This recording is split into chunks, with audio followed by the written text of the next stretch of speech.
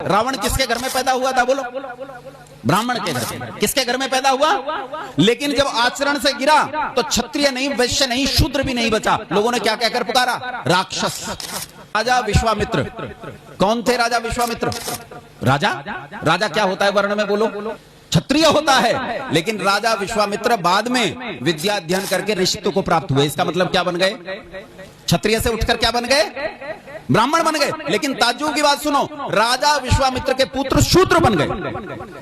राजा विश्वामित्र के पुत्र क्या बन गए थे? शूद्र बन गए थे। ये उदाहरण उठने और गिरने के दोनों तरह के हैं। एक वेश्या का पुत्र सत्यकाम आचार्य के पास जाकर पहुंचा और आचार्य से बोलता है कि मैं पढ़ना चाहता हूं, लेकिन मेरी मां मेरा गोत्र नहीं बता पाती, इसलिए मुझे कोई गुरुकुल प्रवेश नहीं दे रहा है। आचार्य ने कहा तेरी मां का नाम क्या है? उसने कहा मेरी मां का नाम जबाला है। आचार्य ने कहा कि तेरी मां का नाम जबाला है, आज से तुझे जाबाल गोत्र से जाना जाएगा, आज से तेरा नाम सत्यकाम जाबाल है। और उपनिषदों में सत्यकाम जाबाल ब्राह्मणत्व को प्राप्त हुए, ऋषित्व को प्राप्त हुए।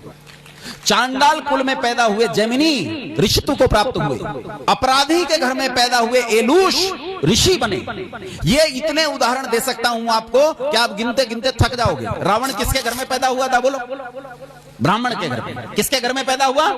लेकिन जब आचरण से गिरा तो क्षत्रिय नहीं, वैश्य नहीं, शूद्र भी नहीं बचा। लोगों ने क्या कहकर पुकारा? राक्षस।